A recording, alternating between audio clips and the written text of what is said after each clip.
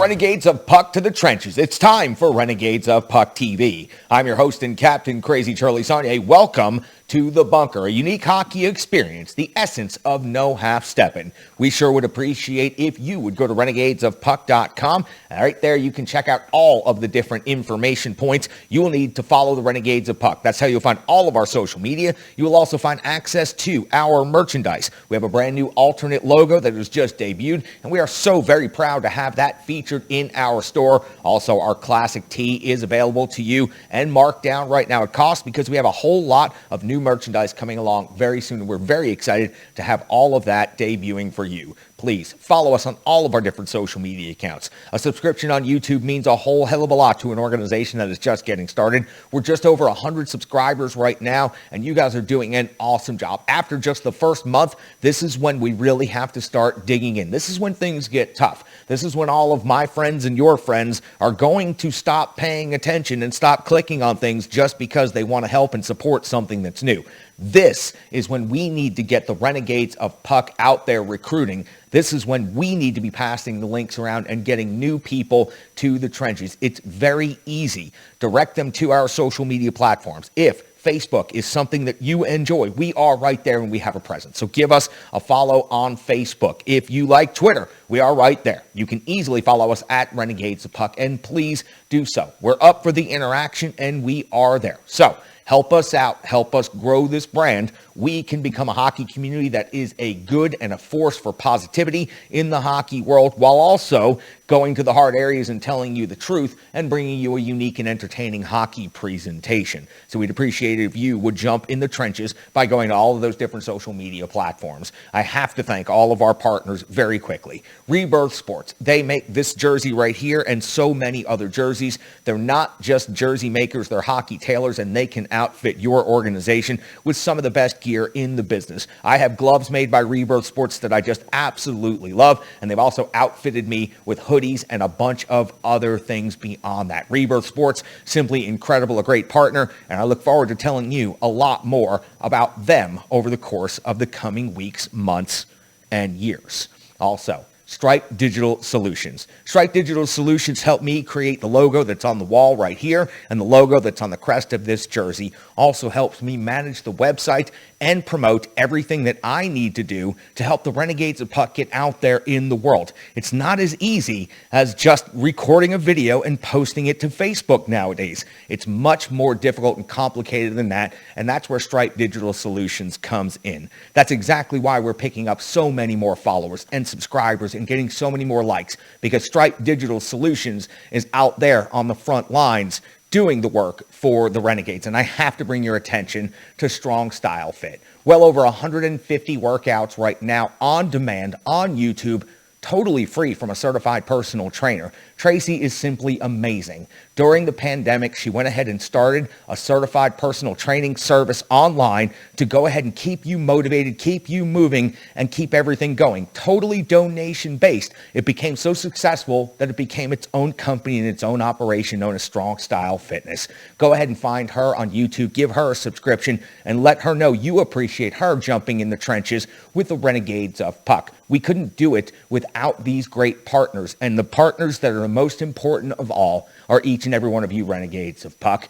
Just click on the QR, just scan the QR code right there on your screen, and that will take you to our Venmo account where you can donate any amount that you can possibly spare. Did I make you chuckle? Did I make you laugh? Did we entertain? Did we inform? Did we do our job? Do you just appreciate the fact that we jump in the trenches and do this thing completely on our own and independently? Flip us $1 if you can. Flip us 5, 10. Some of you have been so much more incredibly generous than that so far, and I will recognize each and every one of you coming up here in a video in the near future. So if you want to get yourself in a name and get yourself in big bold letters, those of you who have asked not to be identified, I will not, but there are a few of you that want some stick taps, and I'm going to give you some stick taps on the video. I appreciate it. If you can spare a couple bucks, for the Renegades. I'm going to reinvest every bit of that right here into the bunker, perhaps a second mic's position where we can have a co-host, where we can have special guests, where we can have celebrity guests, where the High Council of Renegades can make themselves known to each and every one of you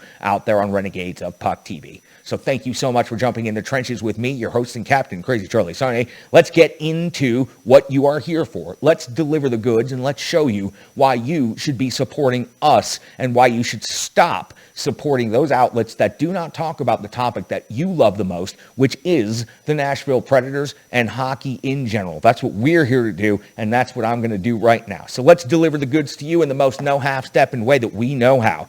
Your Nashville Predators, after 10 games, that's right, we are already 10 games into the season, have a record of 5-5. That is good for 10 points. They are 3 points behind first place St. Louis. On the road, the Nashville Predators have a record of 2-2, and they currently find themselves right in the middle of a very lengthy road trip. The Nashville Predators so far are 1-1 on this road trip and now head into Vancouver to take on the 6th place in the Pacific Division Canucks. They've also played 10 games on the season. They are 4-5-1 and have 9 points. They are 7 points behind the Edmonton Oilers, who the Nashville Predators have just seen and who I will recap coming up here in just a couple of moments. On home ice, the Vancouver Canucks are 1-3. They've got a goal differential of -2 on the season. Overall, these two teams are statistically and in the standings evenly matched, but because of the depth of the Pacific right now, the Vancouver Canucks find themselves in 6th with 9 points, and the Nashville Predators find themselves in 4th in the Central at this point with 10 points. This is the first of 3 meetings for the Nashville Predators, and thankfully, because it's always been difficult for the Preds to go into Vancouver and come away with victories, this is the Nashville Predators' only trip of the season to Vancouver. 2 more games between the Preds and the Canucks, but both of them happen at Bridgestone Arena. The first of those will be on January the 18th. The second one will be on February the 1st. Now, I mentioned the Preds are on an extensively long road trip, the CMA road trip. Well, after 2 games now, they'll wrap up in Vancouver and then head on Sunday into Chicago, and then Wednesday at Dallas and Thursday at St. Louis. So their second back-to-back on this road trip, and that Dallas-St. Louis combination is going to be very difficult. Now, right now, Dallas not looking very impressive in the standings, but Dallas softens up the Preds for a St. Louis team that is already dominant on the season in first place with 13 points and a record of 6-1-1. And then the Preds get a one-night homestand against the new Central Division rival, the Arizona Coyotes, on the 13th of November before heading off on the 16th on the road again, this time heading off to the Northeast and starting that road trip in Toronto. Taking a look inside some of the numbers in recent play for the Vancouver Canucks. It was on the 23rd of October with a 4-2 victory at Seattle for Vancouver. Then they followed that up on the 26th with a 3-2 loss versus Minnesota. On the 28th, it was a 2-1 loss versus Philadelphia, a 2-1 loss versus Edmonton right after that. And their most recent game was on the 2nd of November. That was a 3-2 overtime win versus the New York Rangers. The Rangers and the Preds seem to be crossing opponents on their lengthy road trips right now. Both seem to be in the same arenas, just on different nights. Next game for the Vancouver Canucks will be Sunday versus Dallas. Now, the NHL ranks between these two teams. You're not going to find a lot impressive with this Vancouver Canucks team. 2.40 goals per game is 27th in the league. Goals against is 2.60 at 12th. The Nashville Predators compare in goals for at 18th in the NHL at 2.70. Goals against is 2.90. That is 17th in the NHL. The Preds are generating 29.3 shots on net. That's only 25th in the NHL. Highly disappointed that they were not able to pile up even more shots in Edmonton, though I'm not sure it would have made a difference. Edmonton gives up the most shots in the NHL overall. Shots against, the Preds are 15th best in the NHL, giving up 31.3. Same category in metrics over on the other side. 13th best in the NHL shots for Vancouver, 32.1, and their shots against are giving up 31.1. Special teams, you've got to say the Nashville Predators lead in this one. They have the 8th best power play in the NHL. They've scored 6 times on 24 opportunities. That's 25%. The Vancouver Canucks are 24th in the NHL, 15.8%. They've had 38 opportunities. They have also scored 6 times, but they have had dramatically more chances. Now, in the penalty kill, the Preds have sunk to 22nd in the NHL, and after having to go into Edmonton every penalty kill still sinks. So the Preds right now at 77.1% have given up 8 power play goals on the season, while Vancouver has given up 9 power play goals against. Now listen, there are some significant storylines emerging on this road trip for the Nashville Predators, and Filip Forsberg being out week to week with an upper body injury certainly will impact this team. It certainly made a difference going into last night when the Nashville Predators took on the Edmonton Oilers in the second night of back-to-backs. Tough games to start a road trip less than 24 hours apart. In Calgary, finding a way to get a victory after being absolutely run off the ice in the first period. UC Saros putting up a season's worth of highlight reel saves in the first period right there in that game in Calgary. Following it up the next night in Edmonton, no Filip Forsberg, no Mark Borowiecki, both of them out of the lineup injury, and Connor Ingram getting the start for the Nashville Predators, only his second career NHL start. Now listen, this is not the same as starting against a hot start first-place Minnesota Wild in your first ever career start. Yes, I'm sure that was not easy, but going into Edmonton is an incredibly different task to ask of a backup goaltender or, frankly, any goaltender. The Edmonton Oilers have the 2 best offensive players in the entire NHL, and they are a threat to pile up goals on any given night. So the lineup deployed less than 24 hours later by Nashville Predators head coach John Hines without one of his superstars looks like this.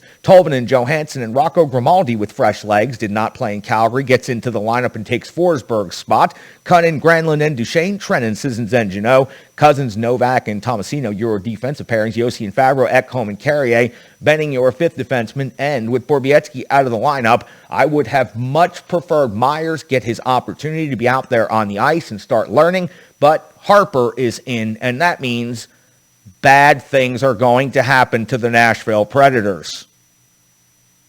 Connor Ingram gets his second start in the NHL. 1:13 into the first period, Koskinen stops Duchesne on a 2-on-1 first scoring opportunity for the Nashville Predators, and Matt Duchesne picking up where he left off the night before in Calgary, getting a scoring opportunity but not converting on this one. 1:45 the first period, Koskinen stops Tolvanen at close range on the backhand. Preds looking good early in this one. 4:45, Granlund off the box, 2 minutes for tripping. Ingram stops Hyman at the back post with Ekholm in D support, but then Draisaitl, his 8th goal of the season, a one-timer from the circle off the pipe. You could not make it any more perfect than it was. The Edmonton Oilers have a 1-0 lead with the power play goal on home ice over the Nashville Predators. But before they could announce it, which I always find to be one of the funniest things in any rink that can happen, that the home team scores and everybody's going crazy and then the visiting team scores, but then they still have to announce the home team.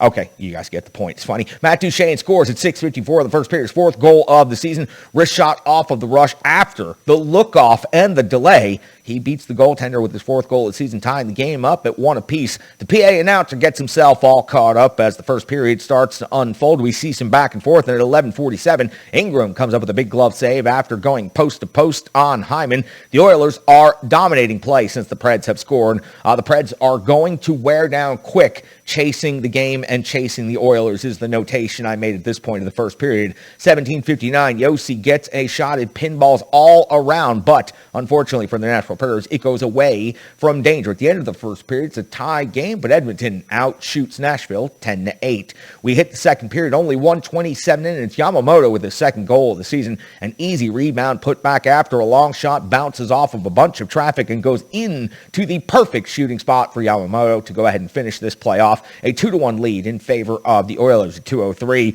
Rocco Grimaldi's got a spinorama opportunity from the high circle that will not go, but at 2:43, the Nashville Predators hit the post from out high. 3:59, great opportunity for the Preds as Nurse is off to the box. 2 minutes for holding on Tanner Janot. Edmonton's penalty kill is just simply outstanding, and the Nashville Predators are not able to generate much of anything. They would get a second opportunity almost immediately at 8:05. Ashore goes to the box for tripping. Ingram comes up with a glove save on Nurse. That's right. The Oilers had an incredible shorthanded scoring opportunity. Ingram had to come up huge. Nashville has no room to do anything out there with the Oilers penalty kill unit. At 10:53, we see a reversal of the situation. Sissons off the box. 2 minutes for interference on McDavid in the neutral zone, well away from the play. Looked like an innocent collision, but it was called interference. The Preds were working hard to survive. Draisaitl, luckily for the Nashville Predators, put his opportunity over the top and out. he is human against the Nashville Predators. He actually missed an opportunity.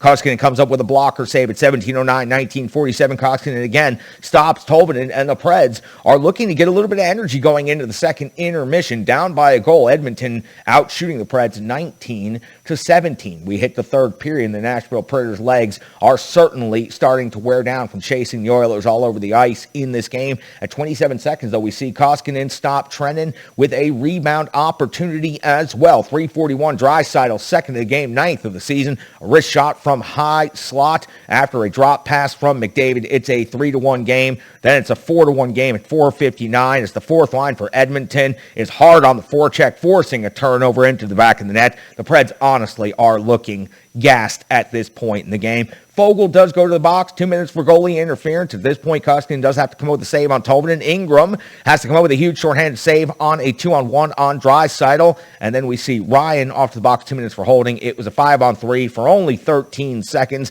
And we see Johansson able to convert. His fourth goal of the season, it was Yossi to Duchesne to Johansson through the 5-hole and into the back of the net. 4-2 in favor of the Oilers. At 16:25, the Preds have their last best chance to make it a one-goal game as Trennan has a great scoring opportunity denied. The Oilers gets the empty netter and close this game out at 5-2. The Preds do outshoot the Oilers 33-30. That is a tough ask of any team in the NHL to go into Calgary and then less than 24 hours later go into Edmonton and take on a very dominant Oilers team. It was physical. The Oilers did what they had to do. They wore the Predators down over the course of the first two periods. They won the special teams battle, and they went ahead and put the Predators away in the third period as good teams do. Now, all the pressure in the world is on that Edmonton Oilers team. They've got the two best offensive players in the league and arguably the number one Predator killer maybe in history. No, in total, he doesn't have those stats yet. But if he had the opportunity to play against the Preds on any sort of regular basis,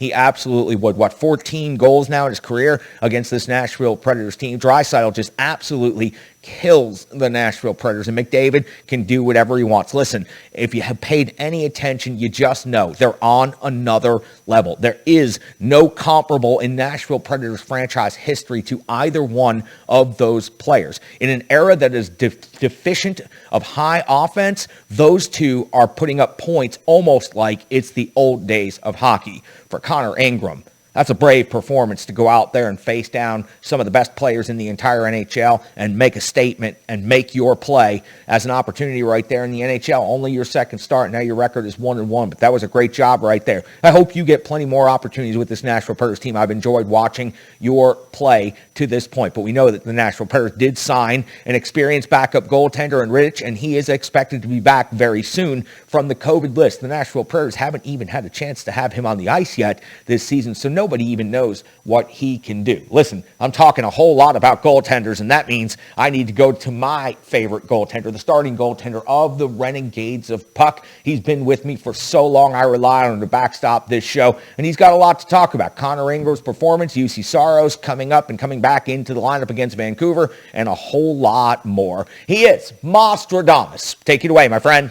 Thank you very much, Charlie. The Preds' four-game winning streak came to a screeching halt at the hands of the Edmonton Oilers by a score of 5-2. Kind of predictable second of a back-to-back against a team as powerful and as talented as the Edmonton Oilers, now 8-1 on the season. Their best start since the Wayne Gretzky days, if you can believe that. The Edmonton Oilers absolutely red hot to start out the season. Connor Ingram got the start, stopped 25 out of 29. You really can't fault him on any of those goals. Looking at a power play goal by Draisaitl, got a one-timer off. Didn't have a great angle on it. It didn't even get all of it per se, but where he put it was a little bit fortunate. Again, he didn't get all of it. Goes right into the corner of the net off the crossbar and post and squeaked by Connor Ingram for the first goal. Second goal, Yamamoto. Just a simple shot from the point. Hits a body in front. Goes right on Yamamoto's tape. He puts it in. Easy conversion for him. Unable to track it was Connor Ingram through that traffic. So hard to fault him on that one. Again, moving forward, the third goal, Draisaitl on a rush with Connor McDavid. Connor McDavid, with the speed that he has, I don't care if it's Roman Josi back there or anybody else, he's going to force those defenders back, and that's exactly what he did. He forced the defenders back, dropped it off to Draisaitl. He had plenty of room to take care of his business from that slot area, and he's not going to miss. He has a magnificent release, and he definitely fooled Connor Ingram. I don't think Ingram was waiting for that shot, and he beat him clean on the blocker side to make that third goal. And the fourth goal, I think it was just a avalanche effect from the third one. Third one was really kind of a backbreaker. You're down by 2 goals now in the third period. You're already on the second of back-to-backs. You're already fatigued. A little bit of, I think, mental fatigue also for the Nashville Predators. Turned it over in their own zone needlessly, and Edmonton worked the puck around and have Devin Shore right in the slot unmarked for a one-timer to beat Connor Ingram again.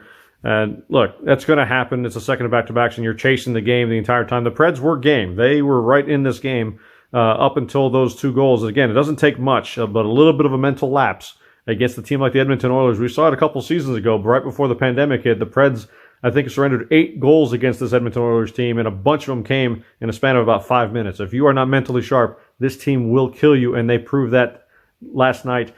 And the Preds now have 2 days off to get ready for Vancouver on Friday night. Vancouver, a team that has played 4 straight games decided by 1 goal. This is game 5 of a 7-game homestand for Vancouver, game 3 of a 6-game road trip for the Nashville Predators. UC Saros will be back in net, of course, for that game. Tough game again. Vancouver, late game. Get a nap in, Preds fans. Get your coffee out. 9 p.m. start Friday night. Be there. Charlie, back to you. You can find him on Twitter at GreekGoalie35. He is just simply the best. Nostradamus has been with me for so long, and I sure do appreciate him, man. Stick taps, love, and respect to you, my friend. Thanks for breaking down everything that happens between the pipes. And I know we've got a follow-up from Nostradamus from the front lines, and Sean C. Smith, he has the intel that you need to know. You read his work on theforecheck.com. He's starting to make appearances on podcasts all over the place, and he is legitimately a superstar at coverage for this Nashville Predators hockey franchise. He's got the intel that you need to know. I encourage each and every one of you to follow him on Twitter at SCSOTF, and make sure you're tracking his work at ontheforecheck.com and anywhere else he's making appearance. He delivers the goods each and every time. He is Sean C. Smith. Thanks, Charlie. Hey, Renegades, it's Sean C. Smith here again. I'm going to talk to you a little bit about what we saw tonight in the game against the Edmonton Oilers. And the first thing I'm going to say is that we saw some great things out of Matt Duchene and Ryan Johansson. If you go all the way back to the beginning of the season, we said that we needed to see some production out of these top-line, big-money guys, and that's exactly what we saw tonight. You saw Matt Duchene get a quick revenge goal early, and you saw Ryan Johansson with the follow-through and the never give up right toward the end of the game when the chips were stacked against the team. Now, we said at the beginning of the season it's what we wanted to see, and we are seeing it. That's exactly what we want, right? Can't complain when you're getting almost a point per game out of these 2 guys. Now, I love the effort that they had out there, and I love the impact. And I love the fact that they did not quit. Now, let me talk to you about something Mosh was talking about, saying that probably a lot of what you saw toward the end of the game tonight was because of fatigue after on the second end of a back-to-back, and that is definitely a factor. But I'll also say this. Let me add to that. The style of game that the Predators are playing is a slow, physical, grinding game. The Edmonton Oilers, they're playing a quick game. They're a speed game. That's what they've always been for quite a long time. That's still the same. That hasn't changed, even though the Predators haven't seen them in a long time. But what happens when you have a slow, grinding, physical team play against a speed team? You get a lot of turnovers. And turnovers were a big part of the story tonight. And those turnovers resulted in a lot of 2-on-1s, a lot of breakaways, a lot of things that you don't exactly want to see, especially when you consider that Connor McDavid and Leon Draisaitl are on the ice against you.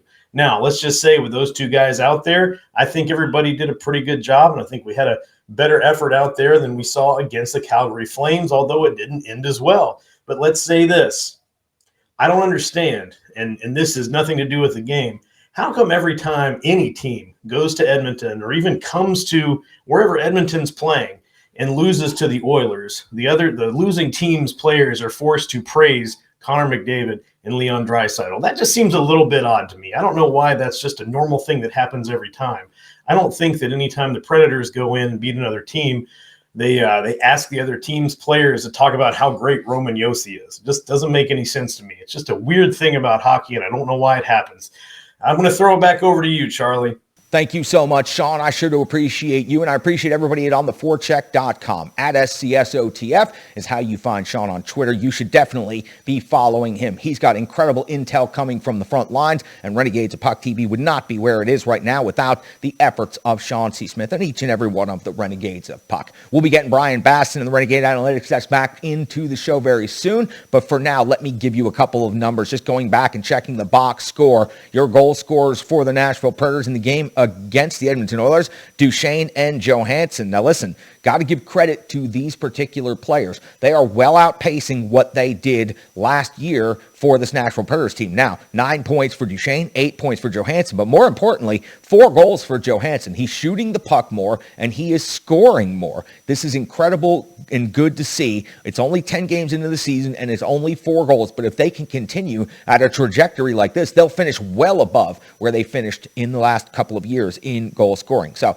good job by those two. The assist, Matt Duchesne also picks up an assist in that game, so he's had a great start to this road trip. We also see Cunnin picking up an assist.